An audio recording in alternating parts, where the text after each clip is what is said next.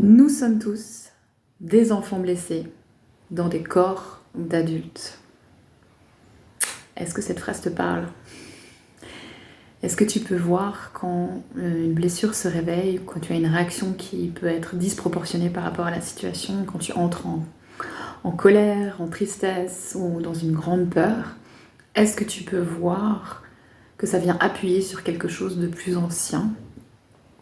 Et est-ce que tu peux observer ça avec compassion et douceur pour aller entendre de quoi tu as besoin et amener de la compassion dessus et pouvoir voir aussi ça chez l'autre pour pouvoir s'extraire de ça et changer de perspective.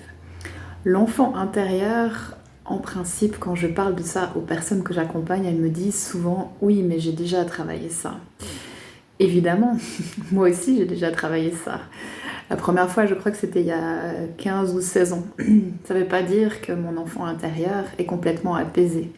Cette année, elle est venue me chercher sur des choses très importantes comme le deuil ou les mémoires au niveau de l'expression.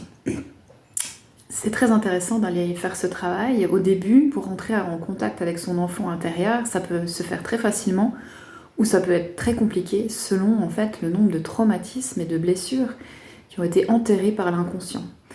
Ce sont des mécanismes de défense, des mécanismes de survie qui sont totalement valides et légitimes. C'est très important de ne pas se juger sur le passé avec le niveau de conscience qu'on peut avoir aujourd'hui et à nouveau vraiment d'amener de la compassion sur tout ça.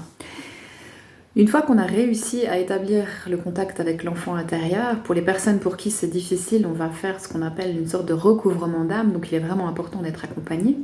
Mais si tu y arrives tout seul déjà à rentrer en contact avec ton enfant intérieur, ce qu'on va faire c'est le questionner.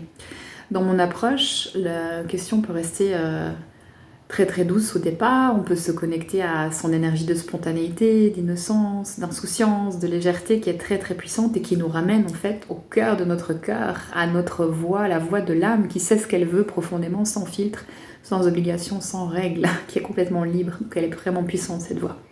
Il a cet aspect-là, cet enfant intérieur, c'est une grande force. Mais il peut aussi avoir cet aspect blessé, où il n'a pas été vu, il n'a pas été reconnu, il n'a pas été entendu comme il aurait souhaité. C'est pas forcément que l'entourage ne savait pas comment faire, mais c'est en tout cas dans sa sensibilité. Après, bien sûr, il peut y avoir eu des abus, de la maltraitance, qu'elle était physique ou verbale, peu importe en fait. Et on va décortiquer au fur et à mesure et on va aller réconcilier, réconforter et couche par couche lever les traumatismes.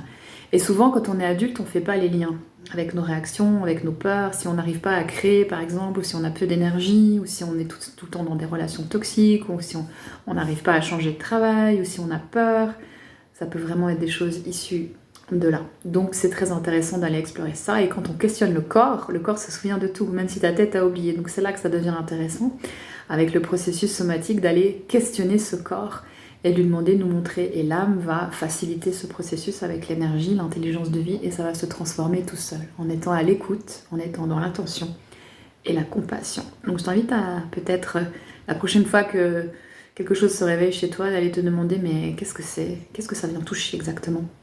Et qu'est-ce que j'ai envie d'en faire? Très bonne soirée!